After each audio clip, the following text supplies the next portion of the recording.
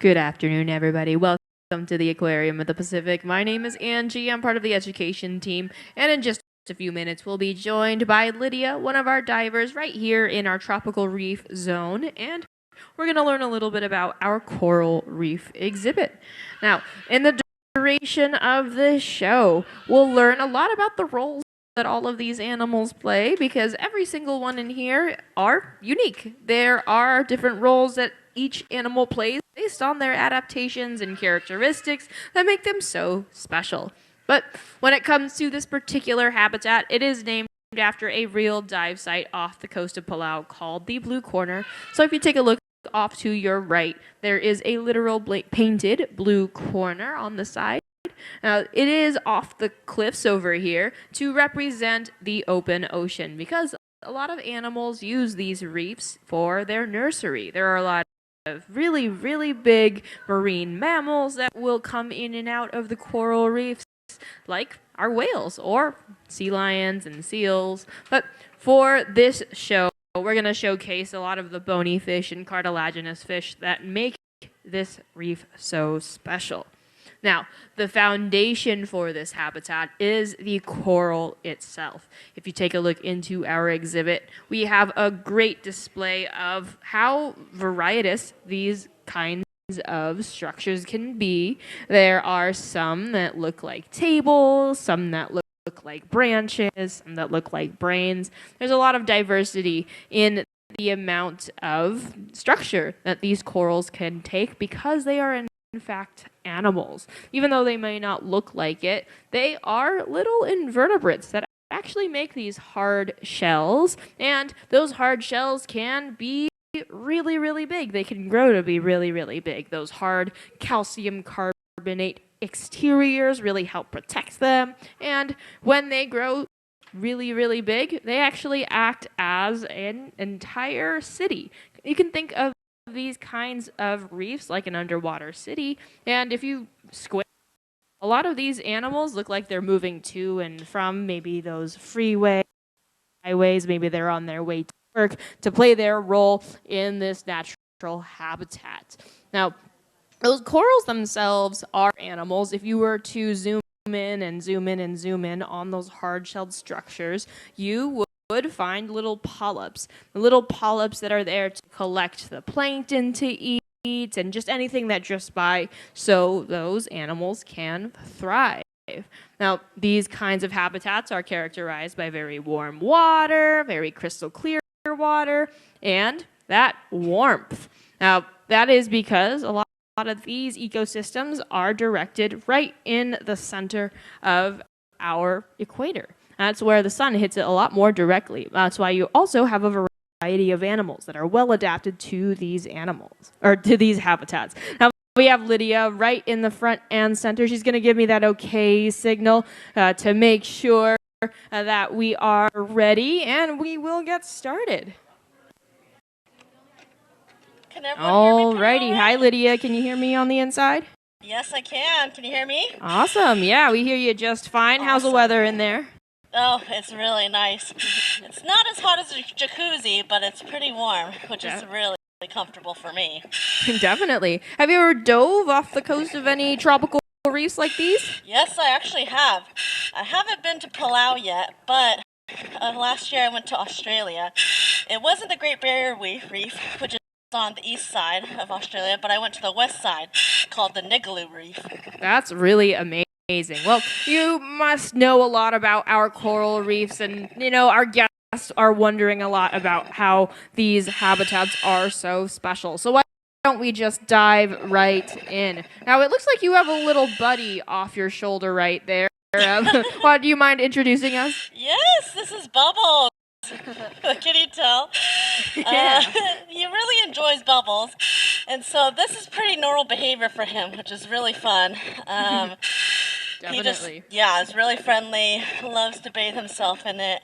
and comes right up to us. Yeah, and Bubbles is a batfish that likes to hang out with our divers and, named very accordingly. He's a very animated personality. And for our divers, part of their job is to also monitor the personalities of these fish. Believe it or not, fish have personalities. And if Bubbles, for some reason, was not surrounding her with that behavior, then we would have to record it and tell our animal care staff that there is some odd fish behavior. So that is a testament to the great work that our volunteers do in our exhibits. But speaking of animated personalities, there may be some fish in here that you folks may recognize due to an animated movie. Now, we see a lot of those blue palette tangs in here. Why don't you tell us a little bit about them? Yes.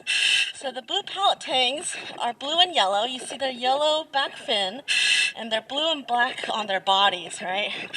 And they're actually part of a family called the surgeon fish. So just like surgeons use a scalpel to cut things, they have a little fin on the back of their bodies close to their tails, and they can use it to help defend themselves. They can use it to help wedge themselves into the coral so that they don't float away. And it's a really cool adaptation that they have. Definitely. Yeah. Being able to defend themselves is a really great opportunity because they are also the protectors of the coral reefs themselves. If you take a look at their behaviors when they're eating, they actually like to feed on top of those coral reefs, eating the algae that might grow. Now, why is this so important? Yes, so if the algae becomes too overgrown, it can actually kill the coral, which is not a great sign.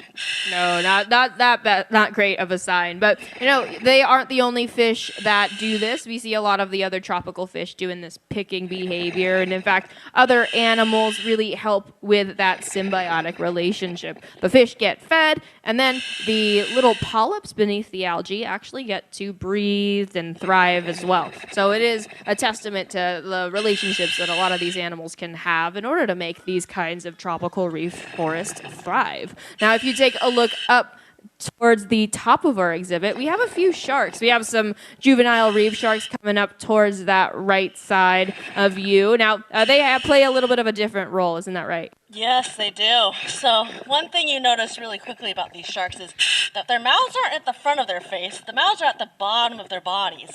And so that tells us a lot. It tells us how they feed and where they feed. So these sharks, they graze the very bottom of our ocean floor, and they pick off anything that are small, like little crustaceans, any dying or sick fish. And so we call these sharks the cleanup crew of our oceans. Definitely, yeah. And having a cleanup crew is really essential to the health of an overall ecosystem because without them, we would have fish that are riddled with diseases. And with their help, they actually help with that sanitation. You usually think of sharks in that apex predator role, but the majority of sharks out there are much like those reef sharks and the zebra sharks that hang out just to kind of slowly approaching their food. Now, when we do talk about those sharks, they're a little bit different in body structure compared to our tangs, right? Yes. So our sharks and our rays actually have no bones. We have bones all over our body, but there's places that we don't have bones, right? Like our nose, our ears, that's made out of full cartilage. So that's the same thing with our sharks and rays. They're cartilage all over their bodies, and it helps them move and navigate through the ocean really quickly and dynamically so that they can get their fish really fast and get away really fast too. Definitely, yeah. That flexibility is going to be really important, especially to be able to pick at the cracks and crevices of the ocean floor to be those bottom-feeding animals. But when it comes to the bony fish in here, they have a little bit of a different shape, isn't that right? Yes, yeah. Yeah, they have more of that cylindrical shape, that football shape, so they can actually dart in between the cracks and crevices. But it is really amazing when we think about it. Like, all of the different roles that every single animal plays in here really makes these oceans thrive. Because these kinds of habitats are so biodiverse, it means that these kinds of habitats are less susceptible to change, like climate change. When we burn fossil fuels like coal and oil, it creates that heat-trapping gas around our Earth's atmosphere, making these kinds of habitats increase in temperatures. Now, Lydia, why might this pose a threat to our coral reefs. Yeah, so unfortunately, it's kind of like how we get sick and have a fever and our temperatures can fluctuate. So can the ocean waters. And when it fluctuates just even a little bit, a lot of these coral reefs die. And these coral reefs house almost 25% of all the ocean creatures. And so that affects a big, big part of our ecosystem. Definitely. Now, because these animals are well adapted to these kinds of temperatures and that nutrient density, when there are little changes to these environments, it can affect the animals within it. But there are ways that we like to talk about when it comes to conservation. Now, Lydia, what's your favorite way to talk about conservation in the tropical reef environments? Yeah, for me personally, I like to just double check what I use throughout the day. Make sure I use a reusable water bottle, any reusable bags, utensils. And so I try to limit my waste instead of doing one-time things that end up in the trash. Definitely, yeah. I mean, we're taking a lot of notes from our sharks and the cleanup crew that are very cognizant of keeping the ocean very healthy. That's a really great way.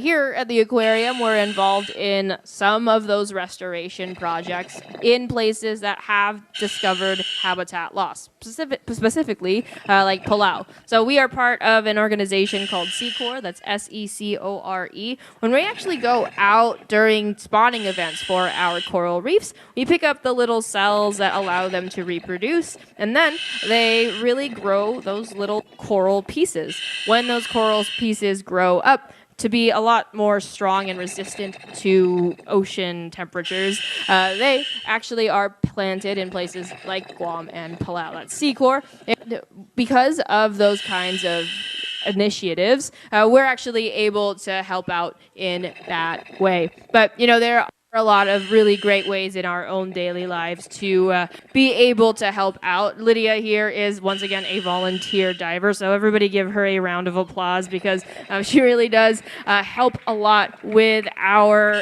ecosystems beneath our aquarium walls. And a lot of the care that you see behind the scenes actually is done by volunteers, which is a really great way to be able to contribute as well. If you have your dive certification, this is a really great way to do so. Now, as a volunteer, what kind of things are you actually able to talk about when it comes to being here at the aquarium? Oh, I love it. It's a great way for me to interact with these fish, help take care of this little environment, and help bring a piece of my passion to you guys too. I hope that you guys can take this home and be able to share with your friends and family what you've seen at the aquarium today. Definitely. All right. Well, this brings our show to a conclusion. I'll stick around for any questions.